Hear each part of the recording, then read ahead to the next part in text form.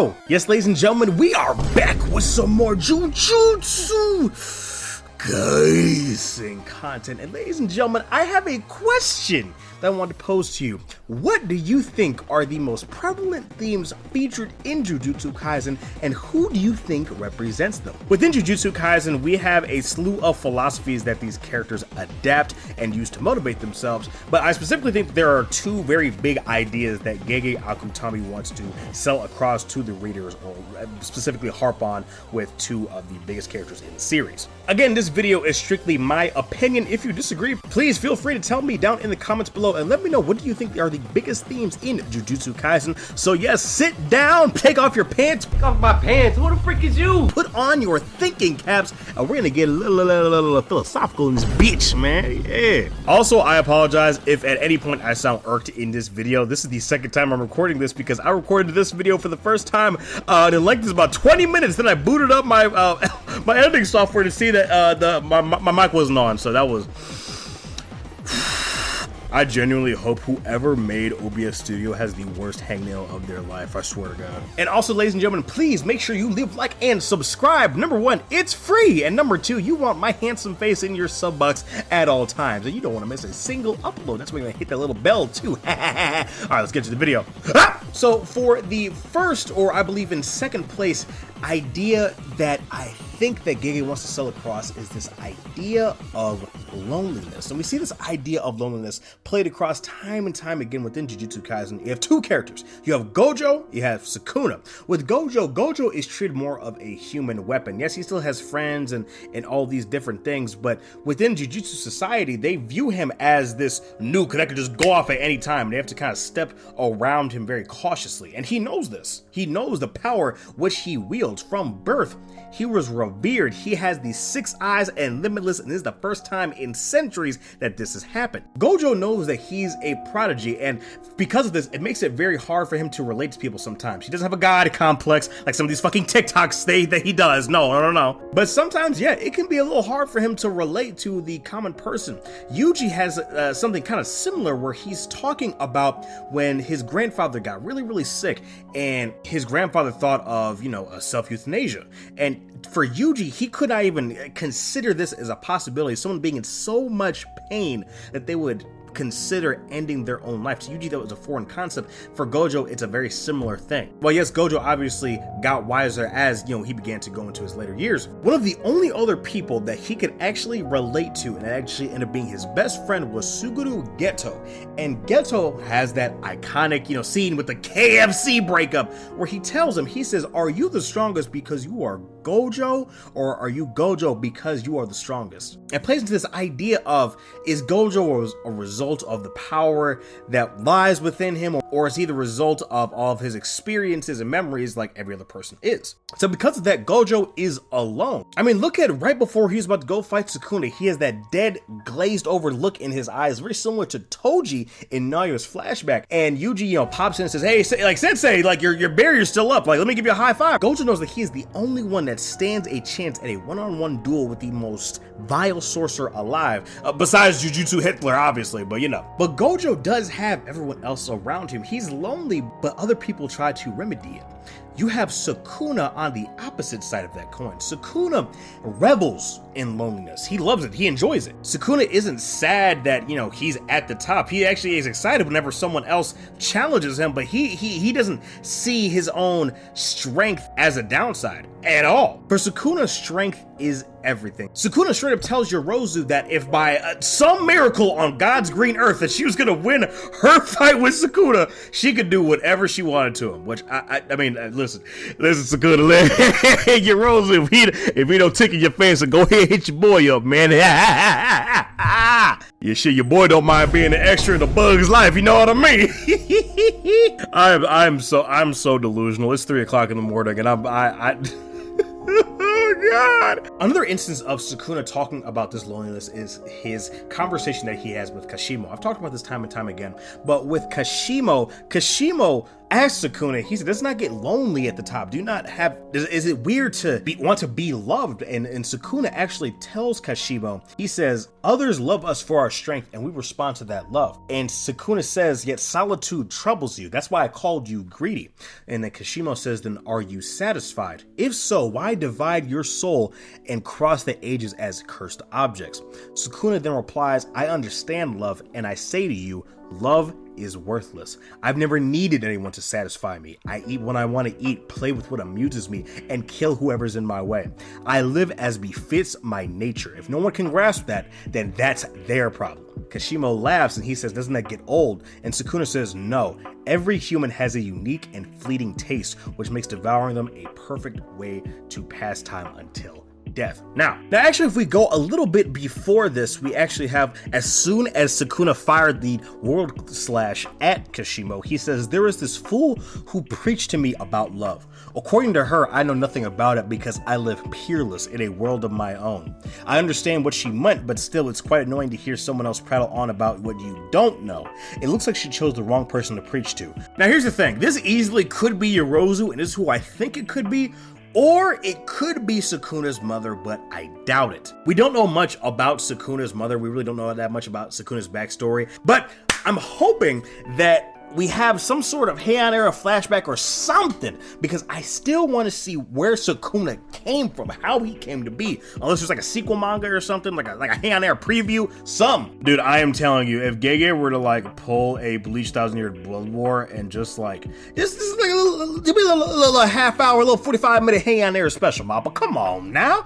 That's an easy dub. Anyway, back to what I was saying. On the flip side, Sukuna revels in his loneliness and he quite enjoys it. And it's interesting, because of this, anyone that tries to oppose him, he actually praises, he celebrates them, he wants them to do better. He's like, give me a challenge, give me a shot, let me press myself, right? Let me see if I can break my own limits. That's why he thanked Gojo. He said, you were magnificent. They both loved their fight that we had with each other. Yes, it was a fight to the death, but neither of them had ever been pushed that hard before in their entire lives. Now Sukuna maybe, because we don't really know how he died and got turned into a spirit by all those sorcerers back in the day, whatever. But for Gojo, yeah, this is the hardest fight of his life. Like Toji, yeah, he like instantly got cut down or whatever, but this was like a battle of attrition, right? But for Sukuna, there is one person that actively irritates him whenever he sees them on the come up and he sees them rising, and that is Yuji Itadori. Now, we know that Sukuna's brother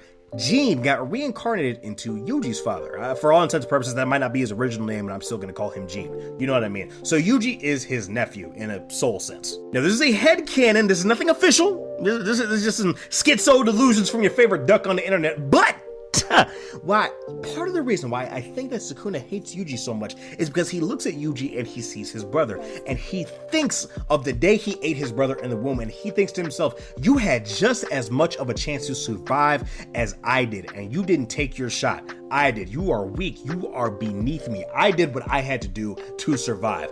Why didn't you? Right? And so whenever he sees Yuji, he automatically thinks of this weakness. He just hates Yuji as it is because Yuji doesn't fear him. Everybody else fears him. Now Gojo, that was a different thing because Gojo was the strongest, bibbidi bobbidi booty, whatever. But he had no relation to Sukuna. For Yuji, as weak as Yuji is, as insignificant as Yuji is, he doesn't fear him. Sukuna even tells him, worms like you should live their life stifling their fear and trying to stifle your misery and get along. But Yuji doesn't. Yuji hates Sukuna. He fears what he can do. But at any point, Yuji is not begging Sukuna for forgiveness or mercy or anything like that. Yuji quite literally had his hand on this nigga Sukuna's heart and screamed in pure rage because he killed his blood brother. Come on, dog. Oh, that's just straight vitriol, just straight vile. Oh my god. Bro, please animate this. Oh my god. Vincent Chansgard, I need you to put your whole foot in this if you ever come back to Jujutsu Kaisen to animate this. Please, I'll give you $1, please. And Sukuna also talks about the fact that because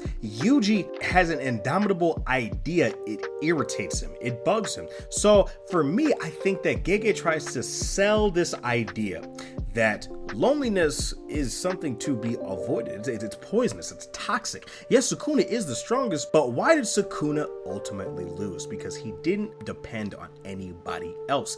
how he was defeated was a collaborative effort. And I think this directly steps into the biggest theme in Jujutsu Kaisen. I think the biggest theme of Jujutsu Kaisen is the idea that cooperation, camaraderie, bonds are something to be cherished and to never let go.